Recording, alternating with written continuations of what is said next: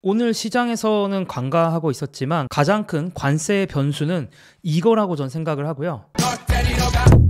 오늘도 나스닥이 1.5% 하락을 하고 있고 새벽에 남자 김단태가 왔습니다. 아직 새벽 2시가 좀 안 됐기 때문에 시간은 좀 남았는데 3월 19일 미국 주식시장 전반전 어느 정도 판세가 나왔기 때문에 얘기를 해보려고 하고요. 나스닥도 그렇고 대부분의 주가지수가 다 하락을 했습니다. 이번에 왜 이렇게 또 나스닥이 하락을 했느냐 라고 했을 때는 5가지 정도의 이유를 들어볼 수가 있을 것 같아요. 첫 번째로는 중동 지역 전쟁이 심화가 된다라는 거, 두 번째는 FOMC 금리를 결정하는 회의죠. 바로 내일 있는데 요거에 대한 부분이 있는 것 같고, 또 스콧 베센트라고 미국의 재무부 장관의 발언이 있지 않았을까 싶고, 자, 네 번째는 파나마 운하입니다. 그리고 다섯 번째 예상 못한 관세 정책인데, 제가 일부러 색칠을 해놓은 거는 이게 사실 뭐 메인이었다라기보다는 이게 시장이 좀 간과 못한 변수가 될 수도 있을 것 같아서 가지고 와 봤고요. 다만 나스닥의 반전의 요소가 여전히 존재합니다. 뭐 예를 들어서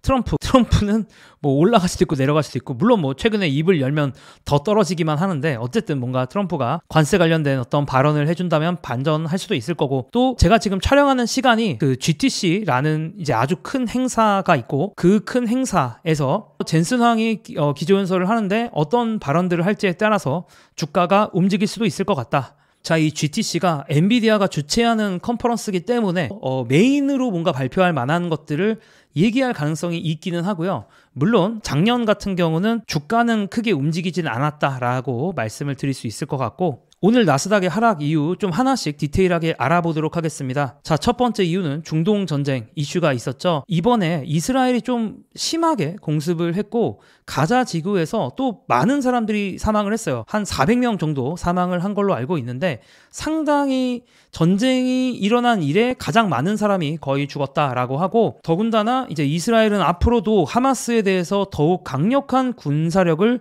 행사할 것이다 라고 밝혔습니다. 인질, 그러니까 석방 관련돼서 협상을 했는데 이제 그게 결렬이 되면서 감정이 더 악화됐고, 그런 악화된 감정이 공습으로 이어졌다라고 볼 수가 있겠습니다. 자, 이렇게 뭔가 다 끝났다고 생각한 중동 지역의 전쟁이 더 심화가 되면서 분명히 위험 자산에는 부정적인 작용을 했을 거라 생각이 들고요.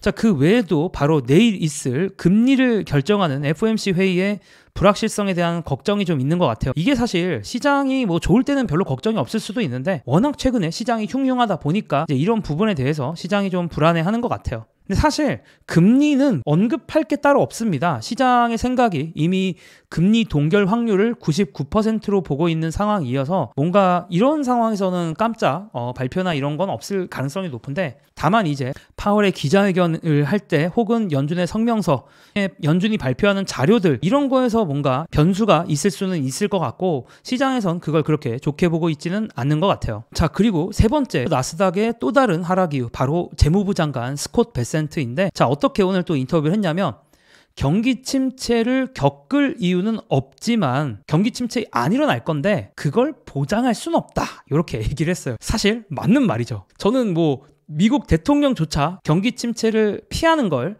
보장할 수는 없다라고 생각을 하지만, 그러나 저는 이런 생각이 드는 거죠. 이런 공적인 자리에서 굳이 이렇게 말할 필요가 있나. 저는 좀 약간 우쭈쭈 해주면 좋을 텐데, 이 스콧 베센트 형 티발 씨야? 뭐 이런 생각이 저는 들더라고요. 그래서 좀 우쭈쭈 해주고, 시장이 최근에 불안한데 우리 경제 괜찮을 거야, 좀 자신감 있는 모습 보여주고 뭐 그럼 좋은데 보장할 수 없다, 약간 이런 발언들 좀 시장의 걱정을 불러일으키지 않았을까 싶고, 혹시 여러분들이 반박하시면 여러분들은 다 티다 이렇게 생각을 하도록 하겠습니다. 파나마 운하 이슈가 좀 있었습니다. 사실 이 파나마 운하가 원래 미국이 지어줬던 건데, 이제 아무래도 파나마가 돈이 없다 보니까 미국이 지었고 미국이 원래 관리를 하고 있었는데, 좀 정치적인 압박들, 왜냐면 파나마 운하인데 파나마 정부가 소유권이나 통제권이 없는 게 이상하잖아요. 그래서 90년대 말에 미국의 통제권이 다시 이제 파나마 측으로 이제 반환이 되었습니다. 근데 이제 트럼프가 이거에 대해서 딴지를 거는 거죠. 그래서 트럼프는 이제 미국이 과거에 파나마 운하를 파나마에 양도한 것이 잘못된 결정이었다라고 믿으면서 국가 안보와 경제적 이익을 위해 운하를 되찾아야 한다라고 하면서 특히 중국이 파나마 운하에 영향력을 행사하고 있다고 생각하고 그것이 미국에 위협이 된다라고 생각을 하는데, 대표적으로는 파나마 운하 양쪽 끝에 있는 두 항구에 대한 이제 운영 통제권을 갖고 있는 홍콩 회사가 있거든요. 파나마 운하는 아니고 이제 운하 양 끝에 있는 이제 항구에 대한 통제권을 갖고 있는 이제 회사에 대해서 이제 그들이 갖고 있는 통제권 지분을 이제 뺏어 오려고 하고 있습니다. 그래서 트럼프는 이제 이걸 갖고 올 수 있다라고 아예 선언을 했어요. 그러니까 파나마 운하 양 끝에 있는 항구의 운영 통제권 갖고 온다라고 이제 트럼프가 승리 선언을 했고, 이게 딜이 완전히 끝난 것 같진 않은데 어쨌든 승리 선언을 했고, 이게 좀 시진핑의 심기를 거슬렸다라는 월스트리트저널의 기사가 있었습니다. 어쨌든 미중이 또 갈등을 하는 그런 분위기로 가고 있다라는 거 시장에서 충분히 불편하게 받아들일 수가 있을 것 같고요. 자, 그리고 뭐 이거는 결정적인 이유는 아닐 수도 있는데 잠재적으로는 이게 가장 큰 리스크가 될 수도 있지 않을까라는 생각이 있는 바로 뉴스였어요.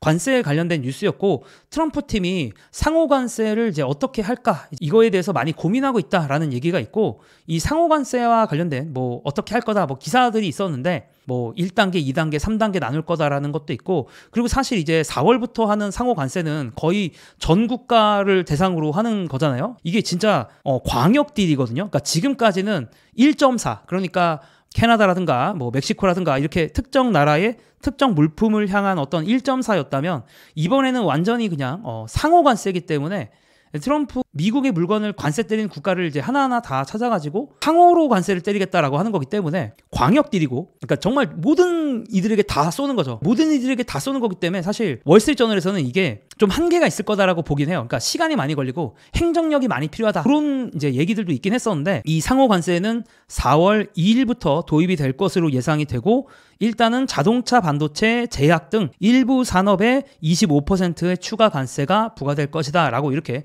보고 있긴 합니다. 제가 가장 놀랐던 건 뭐냐면 미국의 관료들이, 그러니까 미국 외 국가, 그러니까 미국의 국가에서 소비에 부과하는 부가가치세를 관세로 본다라는 이런 기사가 있더라고요. 저도 이거 너무 보고 깜짝 놀랐고, 그러니까 쉽게 말해서 미국 입장에서 중국에서 부과하는 부가가치세, 혹은 한국에서 부과하는 부가가치세, 혹은 멕시코에서 부과하는 부가가치세, 이런 것들을 전부 다 관세로 본다는 겁니다. 야, 이거 도대체 무슨 논리냐, 말이 안 되는데 가만히 생각해보니까 이런 논리더라고요. 예를 들어서 멕시코에서는 물건이나 서비스를 살 때 16%의 부가가치세를 내야 되거든요. 트럼프 팀은 이 부가가치세 시스템이 불공정하다고 생각한대요. 왜냐하면 멕시코 기업이 미국의 물건을 팔 때는 멕시코 정부가 그들에게 부가가치세를 돌려줍니다. 뭐 맞긴 맞죠. 근데 이제 원래 부가가치세라는 게 그 나라에서 소비되는 물건에 대해서 세금을 때리는 거니까, 멕시코에서 생산된 물건이라고 해도 이제 멕시코를 넘어서, 국경을 넘어서 가면 부가가치세를 부여할 어떤 명분이 없죠. 근데 명분이 없으니까 이제 부가가치세를 안 매기는 건데, 트럼프 입장에서는 이런 겁니다.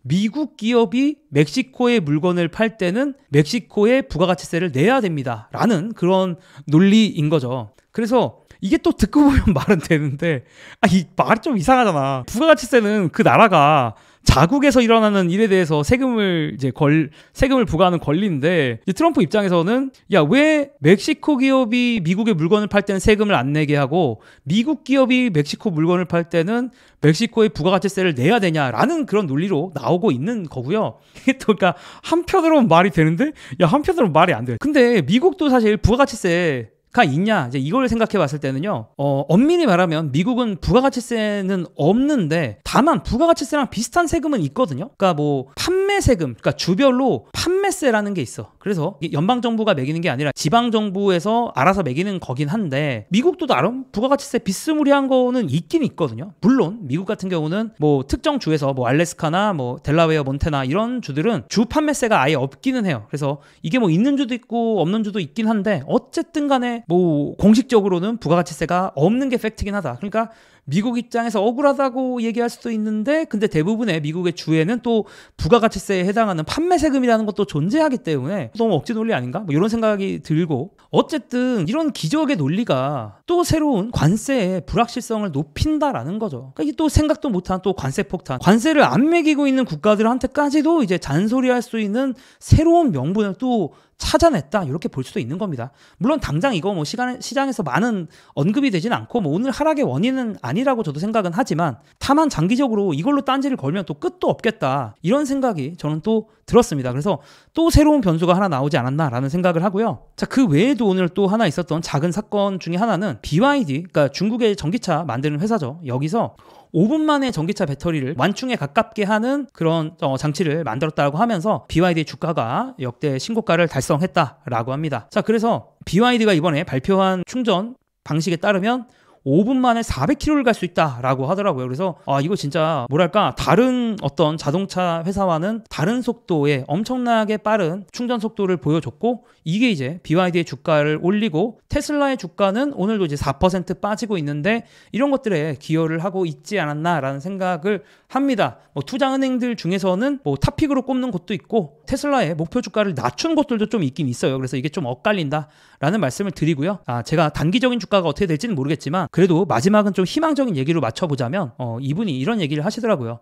주식을 가장 잘 사는 시기는 정책 불확실성 지수를 보고 매수하면 됩니다 라는 얘기를 하는데, 정책 불확실성이 얼마나 높으냐라는 거고, 정책 불확실성이 가장 높았던 시기는 바로 코로나의 정말 극단의 시기였죠. 요때 이제 샀으면 뭐 무조건 먹었던 시장인 거고, 뭐 예를 들면 2008년도 금융위기 때도 정책 불확실성 지수가 역대급 높았고, 2001년도 9.11 테러 있었을 때도 그렇고, 그런데 지금 보니까 트럼프 시기에도 정책 불확실성 지수가 높다라는 겁니다. 제가 보기에는 여기서 나왔던 어떤 정책 불확실성, 이때 이제 치솟았던 정책 불확실성 지수가 결과적으로 뭐랄까, 경제의 펀더멘탈에 큰 악영향을 주지 않았기 때문에 그랬던 것 같고, 이번도 좀 뭐랄까, 관세에 관련된 것도 별일 없이 넘어갔으면 좋겠고, 이분의 말이 맞았으면 좋겠다, 그런 희망의 메시지를 좀 담으면서 저는 또 다음 영상에서 뵙도록 하겠습니다. 감사합니다.